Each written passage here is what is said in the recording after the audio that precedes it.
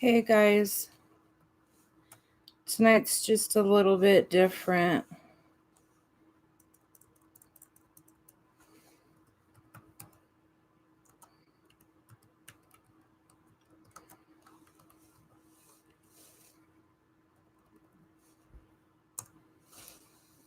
I know I'm looking kind of rough. I get it. It's okay.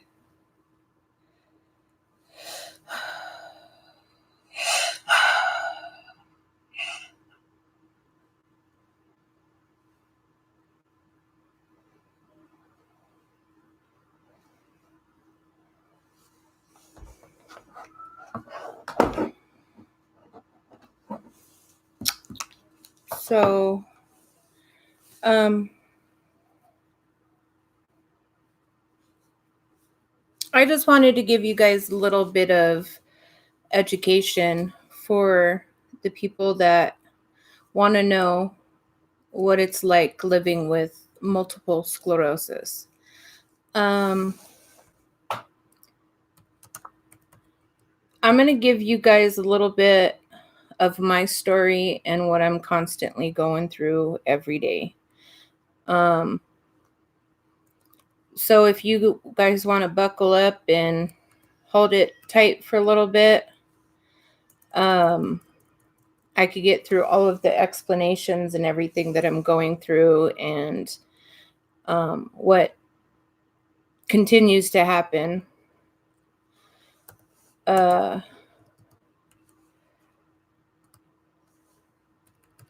So I was diagnosed with multiple sclerosis January of 2016.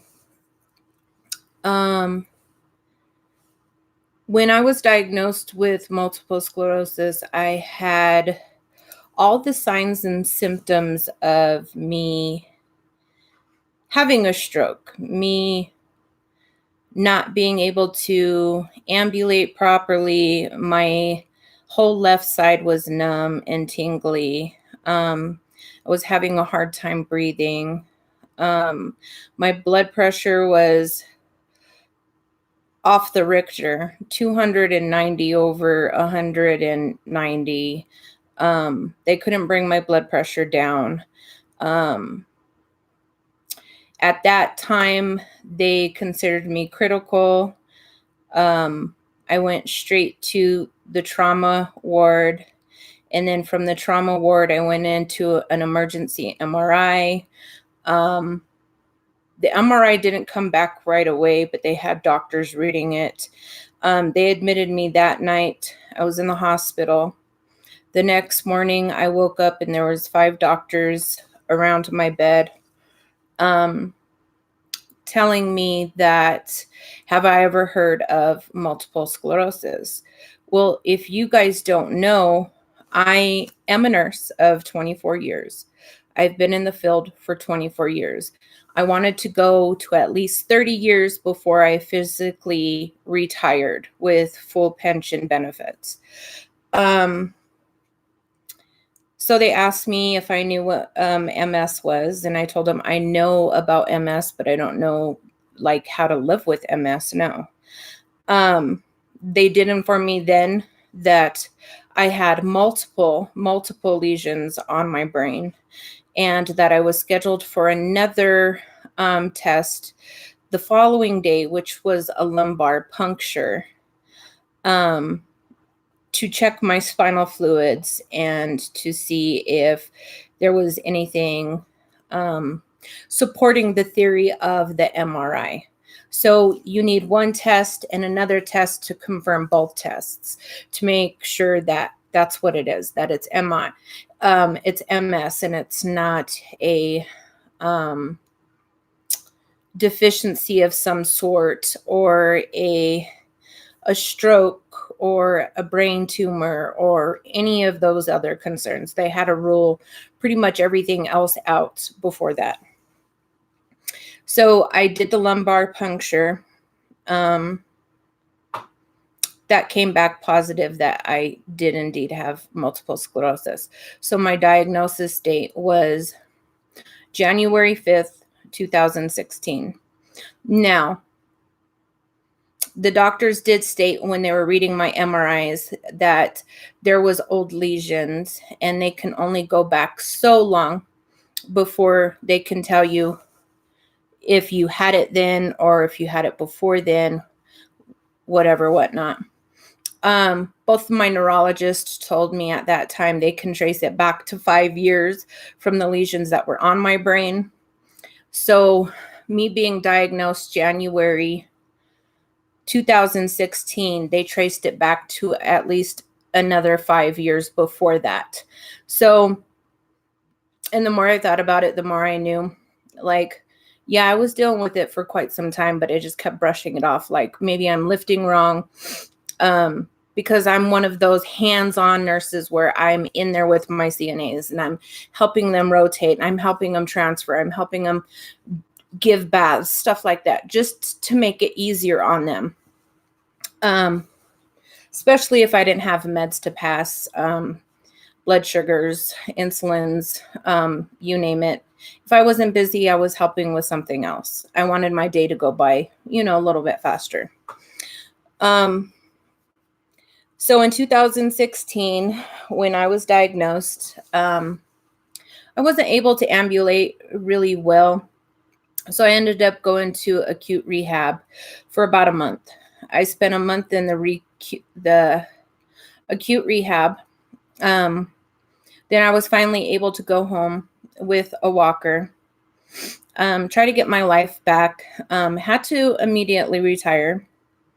I wasn't able to do the 12-hour shifts and all that stuff anymore. And my body just wasn't going to deal with all that stress and stuff anymore. So I went ahead and I retired my badge, and I said goodbye to the medical field. Now, within the last 3 years that I've had MS since the day of my diagnosis, I've been on several different modifying drugs. I started with Rebif, and then the Rebif was considered a fail.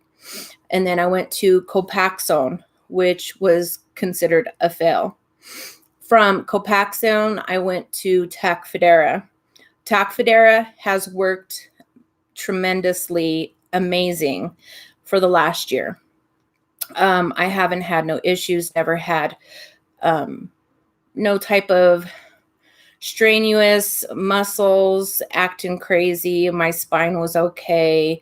My diet was good. I was consistently on the go, taking care of kids, appointments, you name it, a mother's duty. We did it. So until July 4th, I woke up that morning, wasn't feeling good, lots of hot flashes. My spine was so horrific. It felt like my spine was busting in every little inch of where my discs were. It just felt like it was just busting in half, all up and down my spine, into my neck. I went to stand up and I couldn't feel my legs. It felt like from the night before until that morning, it felt like the feeling of standing up on a bed of nails to feeling that tingly sensation, the sharp sensation to no sensation at all. That's when I knew something just wasn't right about this incident compared to what I was dealing with for the last week or two prior to that. Now, they do say nurses are the most hard-headed individuals because they try to always diagnose themselves under the realm of what is actually going on. And that's what I was doing. I was being a nurse. I was being that individual that said, oh, it's nothing. It's going to be just fine. I'll make it through this like I've made it through everything else. When I've been told by the doctors millions of times before, like, look, you have to start listening to your body, because not all MS symptoms are going to be the same every single last time. And he's right. And she's right. I should have listened. And I didn't. So to this day, July 9th, it's been 4 days, and I've been here in the hospital dealing with an MS flare that has also brought on other issues that have now become almost permanent issues and somewhat not almost permanent issues. The doctors came in this morning and gave me the news of, now I'm not relapsing, readmitting MS. I'm primary multiple sclerosis, which means I progress fast compared to before. So the primary MS is the worst type of MS, I guess, you can have when it comes to multiple sclerosis. It brings on other issues. Like right now, I'm dealing with the fact that I have a vitamin deficiency now. So I have to get the vitamin B12 injections consistently every day. I'm on the steroids. The steroids are making my blood sugars go off the map. So now I'm taking insulin, and they found that I am diabetic type 1, which is a major cause of concern when it comes to multiple sclerosis. Because the fact that when you are in a flare, the first thing they do is they start you on steroids. The steroids is automatically going to make your A1C levels and everything go sky high through the roof. And then you're faced with another challenge of, okay, now I have to worry about my blood sugars. And if I'm going to go into a cardiac type of a coma, shock, diabetic shock, it escalates the disease just a little bit more than what it was before.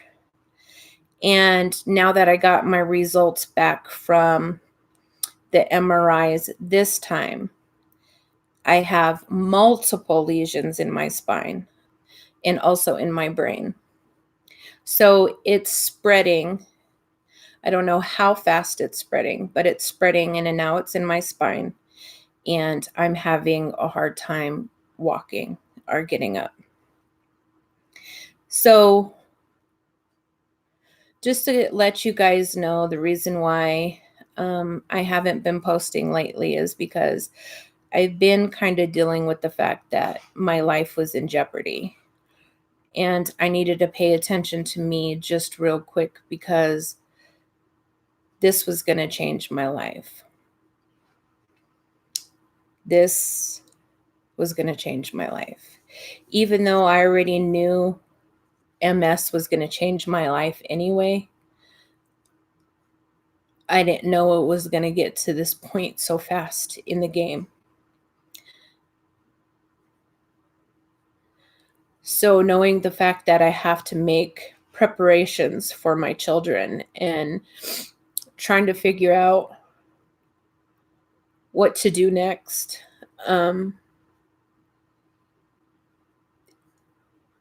it's hard, and it's hard doing it alone with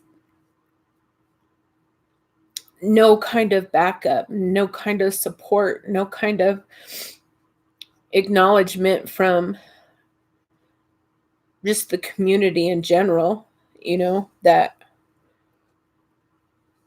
there's people out there that are suffering every single day, and they're fighting that battle every single day. And they try not to ask for help. They try not to ask for assistance. They wait as long as possible to just say, hey, I just need a little help. There's people out there busting their butts every single day just to make it through.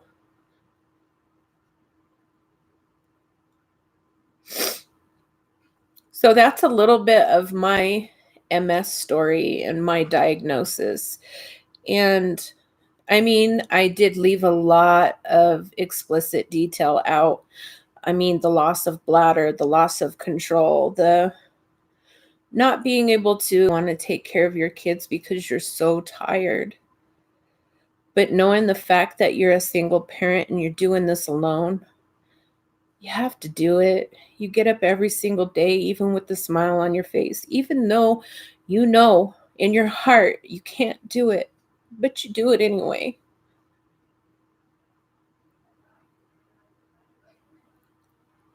Because honestly, just like this episode happened to me on the 4th, and it made my life flash before my eyes. Time and importance that is for your children. Just a minute can count for anything and everything, especially if you're the only one they got.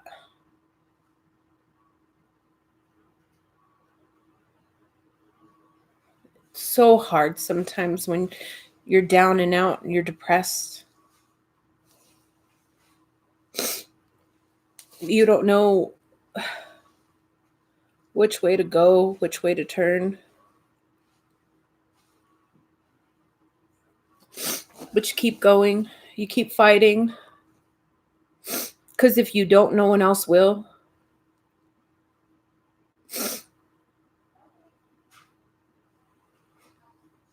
That's the hardest part.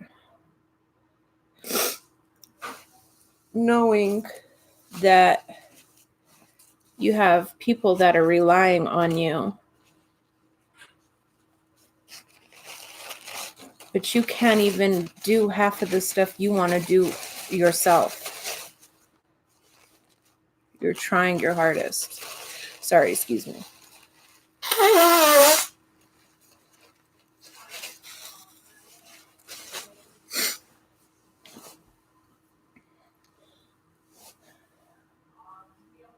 So I'm going to be here for a while. I'm not stable enough to even move from the Neuro South, which is high priority floor. Um, they're not going to move me for another couple days before I even go and check in with the acute rehab, which is 2 floors up, but I'm not stable enough for them to move me at this time. Um, they want me to finish at least half of my steroids before they transfer me and get my blood sugars under control and the deficiencies that I'm having. Um, they're running tests every day, see if my blood work comes back any different than it did the day before. And so far, they're not. Um, so if you're watching this, just know that MS is one hell of a disease. One hell of a disease. Something you got to work hard for every single day just to make it through, especially on those bad days. I mean, when you're having those good days, it's like the best days of your whole entire existence anymore.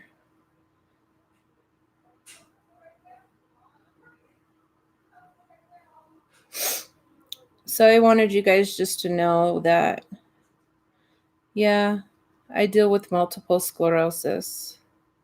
And yeah, I have multiple sclerosis. But multiple sclerosis does not have me, and it never will. I'm going to fight this till the day I die. And I'm not going down without a fight. I have children that need their mom. And that's just how it's going to go. So to wrap this up, I just wanted to give you guys a little heads up of I started the journey of Spirit Force sessions because I did have multiple sclerosis. And so did my best friend, Chuck. And he passed away. And I missed him horribly. I wanted to hear his voice. I wanted to know he was okay.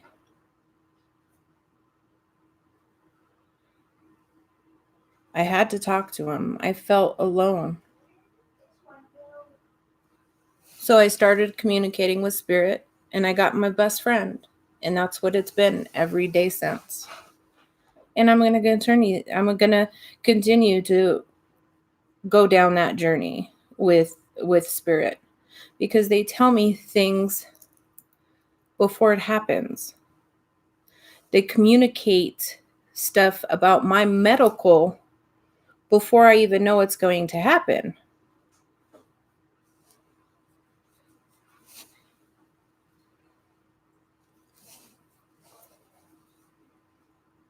So I just wanted you guys to be aware that right now you might not get the every night lives, because I am in a struggle of a lifetime and I need to make it out of this 1,000% sure that I'm good to go.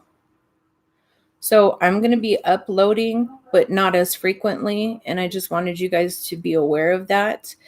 And I wanted you to know the journey that is ahead of me, that if you guys are willing to come along on that journey with me, I'll be more than happy to oblige. But it's not the happiest story.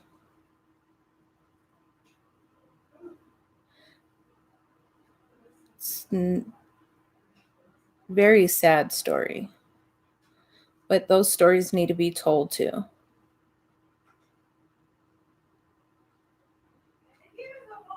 So I want you guys to keep your heads up, and you already know how it goes over on this side. It's always love, light, and faith. And I promise you, nothing can keep you down. If you say you're strong, strong. Hold it up. Do what you need with it. And be that positive energy, that positive person in those people's lives. Let them be known that they can do it too. Peace out, guys. For tonight, that's Spirit Force Sessions signing out.